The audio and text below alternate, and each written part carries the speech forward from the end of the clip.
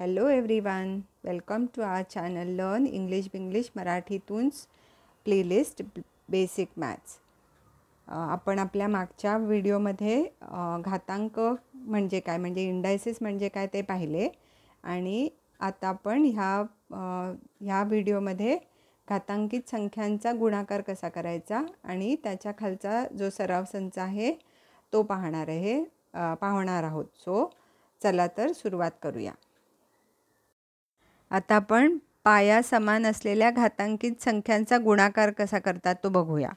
Multiplication of indices with the same base. उदाहरण दिले 2चा चौथा घात गुणिले 2चा तिसरा घात म्हणजेच 2⁴ इंटू 2⁵. सो 2चा चौथा घात म्हणजे काय की 2 ही संख्या 4 वेळा गुणली म्हणून आपण मांडून घेतलं 2 गुणिले 2 गुणिले 2 गुणिले 2 आणि त्यालाच पुन्हा गुणाकार आहे म्हणून गुणाकाराचं चिन्ह त्याच्या पुढे मांडलं. आणि 2चा तिसरा घात म्हणजे अजून 3 वेळा 2ला गुणायचं आहे म्हणजेच त्याच्याच पुढे आपण 2 गुणिले 2 गुणिले 2 म्हणजे एकूण आपण आधी 4 वेळा 2 मांडले गुणाकारात, पुन्हा गुणाकाराचं चिन्ह मांडून आणखीन 3 वेळा मांडले म्हणजे सगळे मिळून 7 वेळा झाले. सो म्हणजेच काय झालं, शॉर्ट फॉर्ममध्ये लिहिताना आपण लिहिणार 2चा 7वा घात.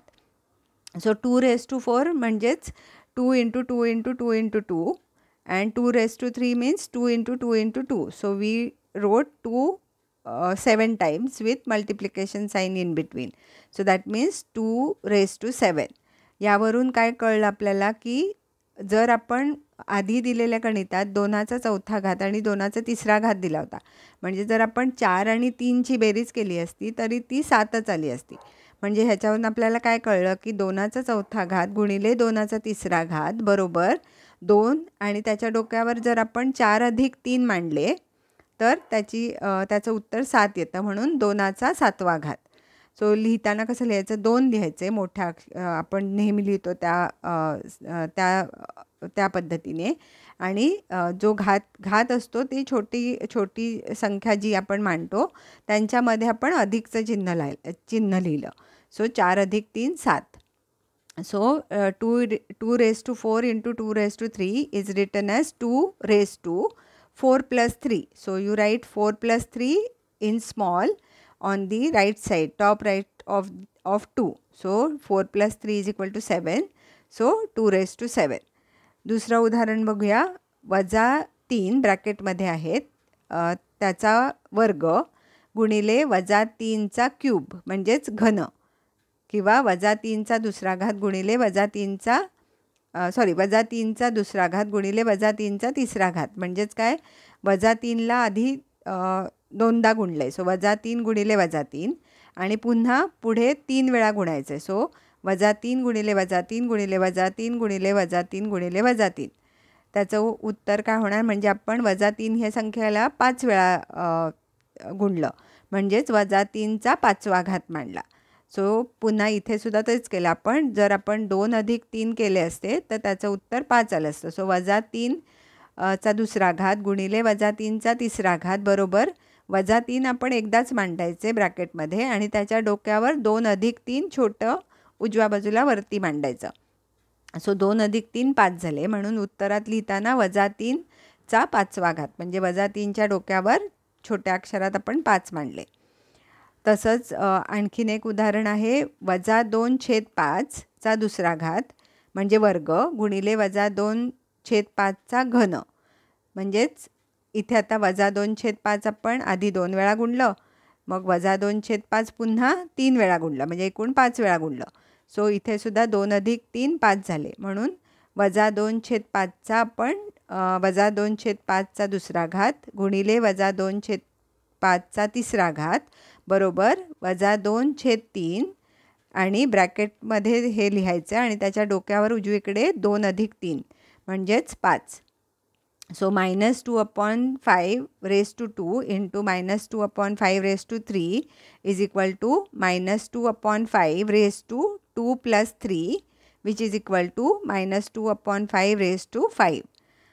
तर जर a ही परिमेय संख्या असेल आणि m व n हे धनपूर्णांक असतील तर a⁻m into a⁻n is equal to a⁻m+n हा नियम लक्षात ठेवायचा. If a is a rational number and m and n are positive integers, then a raised to m into a raised to n is equal to a raised to m plus n. म्हणजेच a चा m वा घात गुणिले a चा n वा घात बरोबर a चा m अधिक n वा घात. आपण आता सराव संच 27 बघूया. Let's look at practice set 27. सोपे रूप द्या, सिम्प्लिफाय. आपण पाहिलं आहे a raise to m into a raise to n is equal to a raise to m plus n. म्हणजेच एचा एम वा घात गुणिले एचा एन वा घात बरोबर एचा एम अधिक एन वा घात. तर पहिलं गणित आहे 7चा चौथा घात गुणिले 7चा दुसरा घात म्हणजेच 7चा वर्ग बरोबर किती. तर आपल्याला त्याला सोपं रूप द्यायचं आहे. म्हणजेच 7चा 7 ही संख्या आहे, दोघांचा पाया 7 आहे आणि पहिल्या संख्येचा घात 4 आहे आणि दुसऱ्याचा 2 आहे. म्हणजेच आपण घातांकांची बेरीज करणार. म्हणजेच काय होणार 7चा 4 अधिक दुसरा घात. म्हणजे लिहायचं कसं 7चा चौथा घात गुणिले 7चा दुसरा घात बरोबर 7चा त्याच्या डोक्यावर 4 अधिक 2 छोटे लिहायचे, पुन्हा बरोबरचं चिन्ह लिहायचं आणि 7चा 6वा घात कारण 4 अधिक 2ची बेरीज होते 6. 7 raised to 4 into 7 square is equal to 7 raised to 4 plus 2 which is equal to 7 raised to 6. दुसरं एक्झाम्पल आहे -11चा 5वा घात गुणिले -11चा दुसरा घात बरोबर किती. म्हणजे सोपं रूप द्यायचं आहे. तर पुन्हा आपण तसंच लिहिणार. बरोबरच्या चिन्हाच्या पुढे -11 कंसात लिहायचे, त्याच्या डोक्यावर 5 अधिक 2 लिहायचे आणि मग बरोबरचं चिन्ह लिहून -11च्या डोक्यावर 7 लिहायचे. -11 raised to 5 into -11 raised to 2 is equal to -11 raised to 5 plus 2 which is equal to -11 raised to 7. तिसरं एक्झाम्पल आहे 6/7 कंसामध्ये त्याचा तिसरा घात गुणिले 6/7 कंसामध्ये त्याचा 5वा घात.